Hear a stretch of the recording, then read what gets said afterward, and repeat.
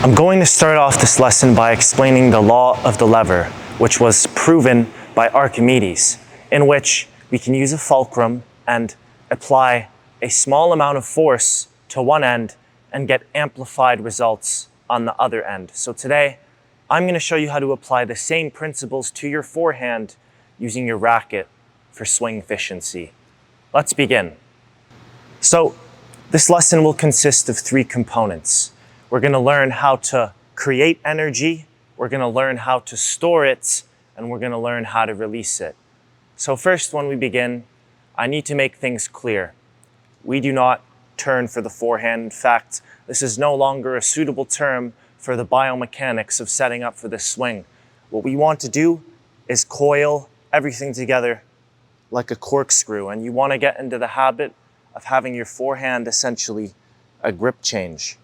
We're going to take the tip of the racket, okay, put it under our nose, take the butt of the racket, line it up with our belly button, and from a good established ready position at a 45-degree angle, we want to make sure that the racket stays in line with our midsection using the points that I just described. So we make sure that we don't have any extra movements in the forehand, because the game has changed today and there's no time for these things. And not only do they rob you of time, they also rob you of massive amounts of energy, which I'm going to show you. So by simplifying our swing, okay, we want to get into the habit of pivoting and coiling. Now the key here is to coil our upper body past our legs, okay? So the hips and the legs, they're going to pivot about 90 degrees, but we actually want our upper body to pivot twice this length. So we're going to go from here and we're going to go about 180 degrees, okay, from the point that we start. By doing this, we ensure that when we go to later uncoil, right, in the releasing phase of the swing, that we essentially get double the output, okay, with almost little to no extra effort, okay? So this is definitely swing efficiency. So step number 1, we have created energy. Now what we're also going to do is load the legs in this phase, okay? So when we do this, we don't want to be tall. From a good ready position, we're going to be up on our toes and we're going to coil with the upper body past our legs, but we're also going to shift our weight onto the outside leg, okay, our back foot. And by doing this, you can also get up on your toe and you should be shifting all your weights to this outside leg. And now we have essentially effectively stored as much energy as possible. It's also important that we keep the left hand on the throat of the racket, okay? And if you notice, I am keeping the racket face in front of my hand, and this is actually very intentional. Throughout the duration of the swing until we go on to, store energy and release it, we want to ensure that the racket does not go behind our hand, because then we're going to miss out on massive amounts of lag and movement and power that we will never discover without the next steps.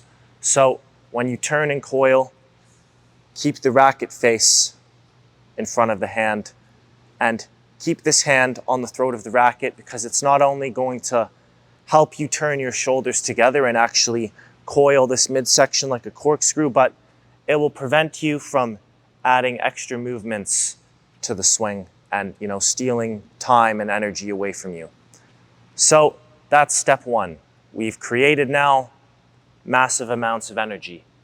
Now, step 2 is going to consist of storing this energy that we created. So we're going to imagine that we're an anime character. I know this might sound pretty silly, but we've got this energy ball and we're going to store it up and release it. Now, this is just a metaphor, and I'm not here to teach you how to swing like, Goku or Naruto, but essentially what we want to do when the ball bounces from our loaded position, we're going to drop the racket, but we're going to keep the racket face in front of our hand, okay? And we're going to get into this position, which I refer to as pat the dog. And from the side, it looks like this, okay? And it's essentially just like releasing all of our energy and breathing out for a second. So we've built up some tension here, but I'm still very loose and relaxed in the arm. And I'm gonna spread out the hand that was on the throat of the racket. I'm gonna make it parallel with the baseline, and I'm gonna drop the hands in unison, okay? Now from here, I'm also gonna feel like I sit in a chair, okay, before the swing. At this point, what we're doing is storing our energy. At this point, a lot of people will set the racket in the flashlight position.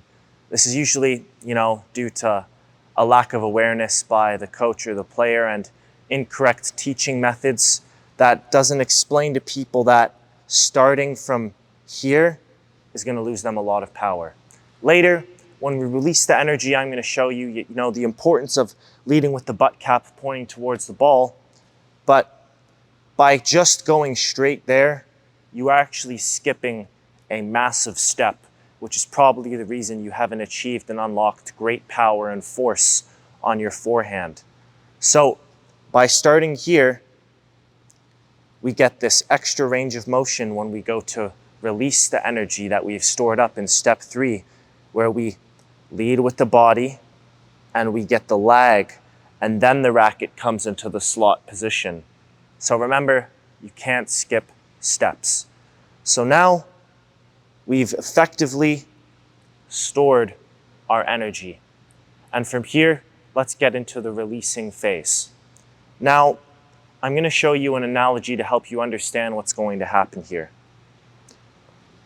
When a pitcher goes to throw a baseball, what you see is they create energy by coiling, they store it by loading, and then when they release it, their body goes first, and the release of the ball is the last step in the kinetic chain, and their arm is along for the ride.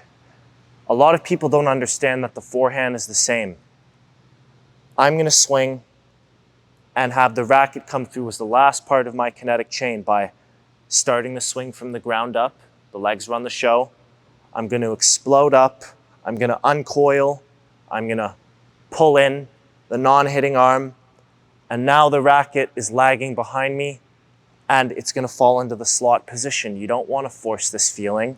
It's simply going to be a byproduct of being extremely loose in the arm and uncoiling your body, okay? And from here, the racket comes through last. I explode up with the legs, and it will catch back into this position if you essentially just lose tension in your arm. Now, we call this the slot, and I stole this term from the golf industry, but it's essentially a letter L here and having your wrist back so that when we go to contact the ball, we've not only generated massive amounts of racket head speed, but our wrist is back and it's firm so that we don't have a flimsy and loose contact point. By the time you contact the ball, you should have released all of your energy, okay?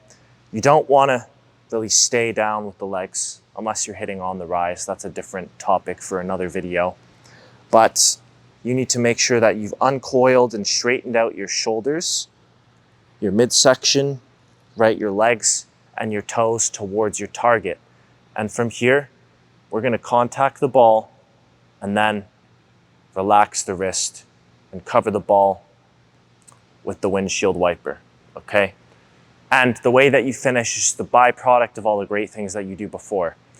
I do recommend, catching the racket if you're just starting out because it forces you to keep up the non-hitting hand rather than, forgetting about it and looking like you're, at the club. A lot of people, boom, they hit like that or they forget about the arm.